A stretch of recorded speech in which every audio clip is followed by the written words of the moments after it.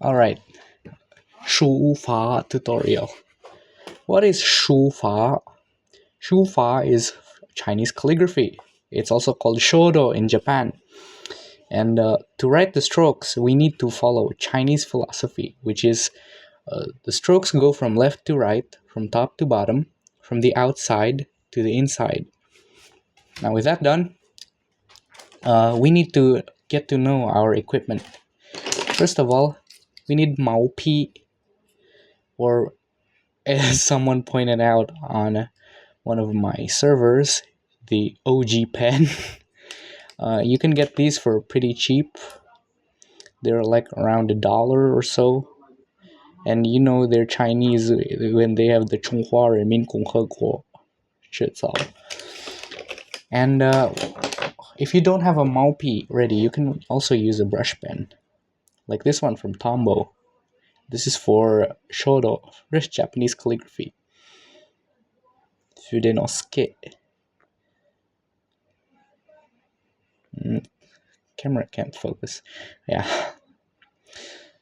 It's my Tombow, as you can see. Now, you need somewhere to put your ink. I'm using a cookie place because I don't have an inkwell ready. And of course, you need the ink. Looking at the text, you know where I'm from. And of course, you need a glass of water ready. Why? I'll show you in a minute. And of course, you need paper and a thick one, preferably, and somewhere to do all of this. I recommend a clipboard because it's gonna get messy. And optionally, you can have a tissue on hand. So, firstly, if you bought new Mao-Pi, you would want to dip them in the water for a few minutes because they still have glue in them.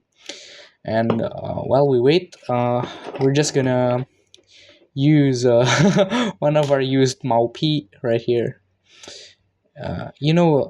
It's a sign that it's been used when it's black in color or it's gray. Now, before we actually start writing, we gotta learn how to hold the Mao-Pi. So, holding the Mao-Pi is pretty straightforward. You hold it like a pen, but instead of holding it like this, we hold it like this. Let me show that on this Mao-Pi. So normally you would use a pen like this. You write on the side and all that, but on a Mao-Pi we want to hold it straight down like this. Okay, so make a handgun.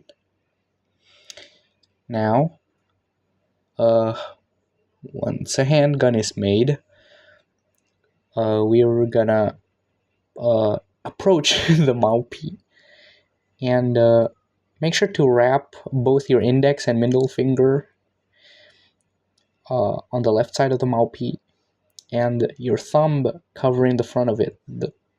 And use your ring finger and pinky for support. Okay, let me try that again. Now, once that's ready, you want it to be perfectly straight. You don't want to write like this, you don't want to write like this, you don't want to write like this. You want it perfectly straight to the paper, perpendicular. Alright, now let's dump the ink.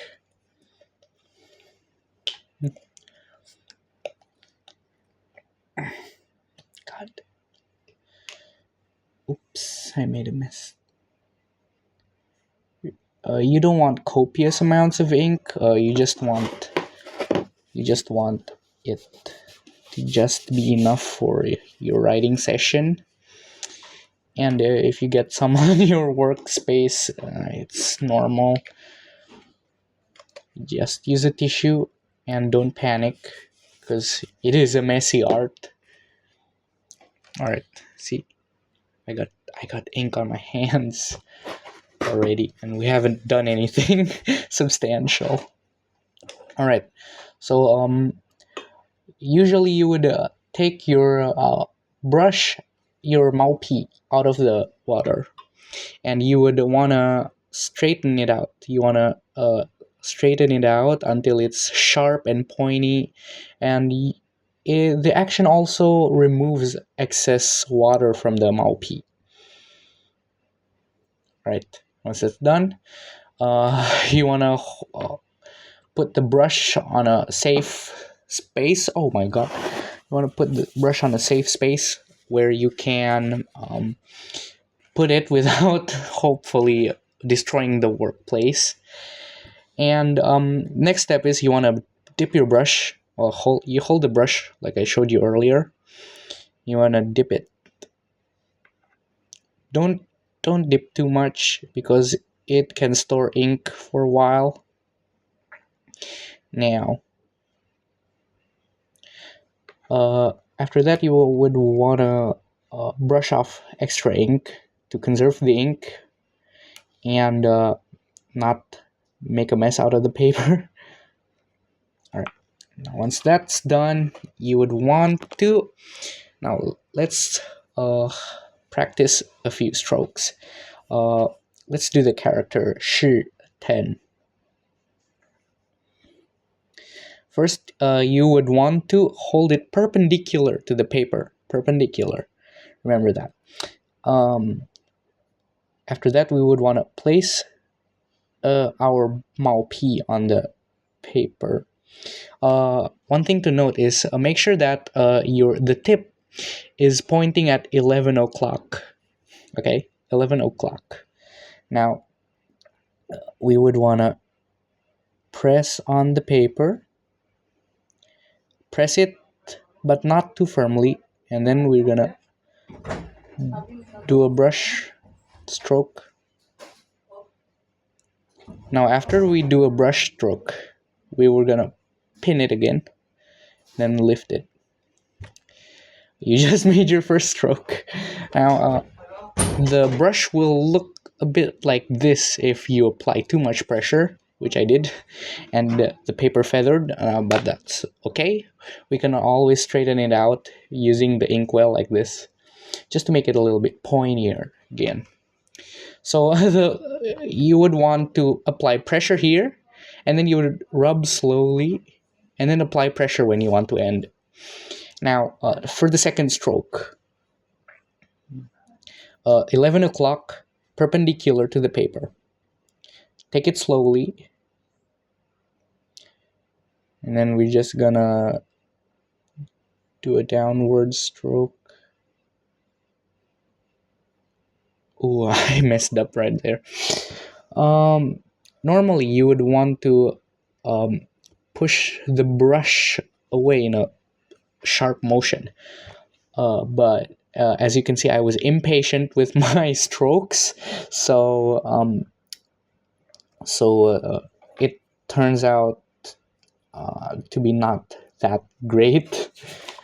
Oh my god, and I made a mess on the paper. This is why you need lots of tissues and preferably clipboard, because Shufa is a really messy art. Now let's do a simple character Chung, which means right or correct.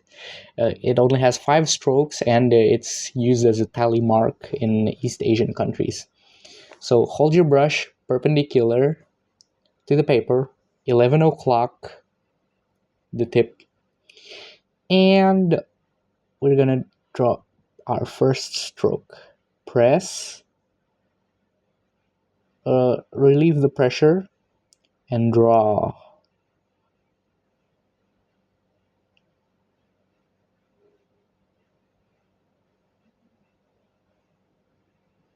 Press again, and then lift. Now it's gonna be curved like this. We can always straighten that out and sharpen our tip. Okay, all right. And second stroke, downward stroke. Find the center of the stroke, press, relieve some stress, Stop. Oh, I messed up right there. Sharpen our tip. Now for the third stroke, it's a straight stroke again. Right. This is really common in clerical scripts. We got the tip ending right there. Yeah.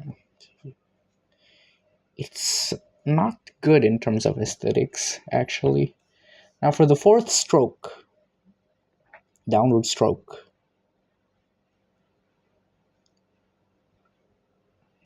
Yeah, I messed up. Yeah, I'm not qualified to be a Shufa teacher. Right. 11 o'clock.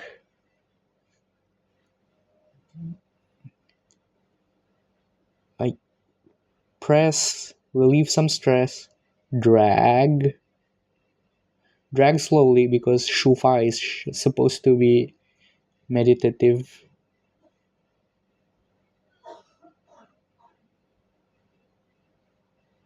Press.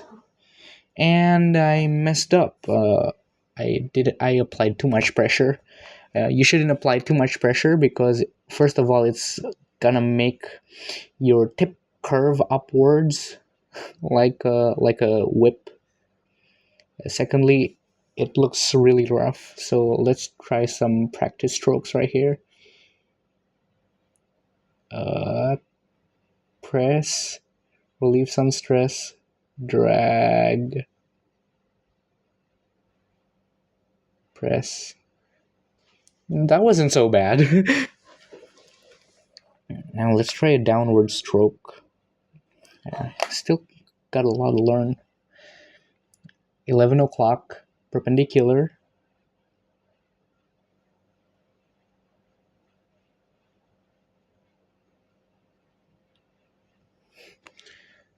That's still awful.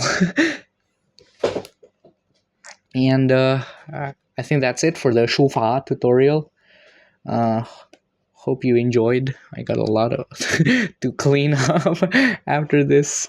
Okay, so cleaning up is fairly simple.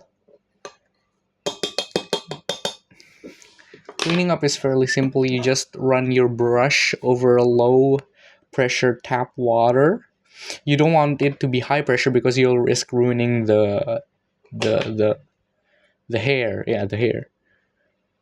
And if there's any loose strands, you can just pick it out. But don't do that too much because that will ruin the brush instead. And dang, I got a lot to learn. So you would want to clean this up over low tap water, and don't waste the ink. Just put it back in the bottle. It's still clean and it's perfect to use again. Now, if you're using a brush pen, it's much more straightforward. But you don't want to use too much pressure, or you'll risk breaking the pen. So let's try a chung using a brush pen.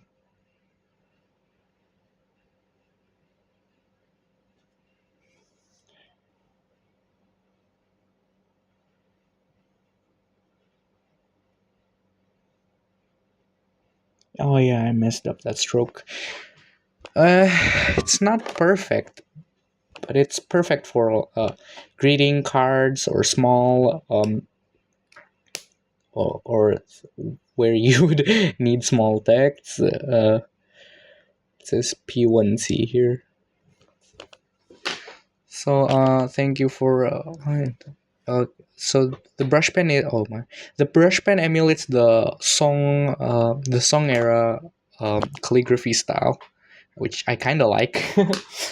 And that's it. I think that's it for the tutorial. Thank you very much.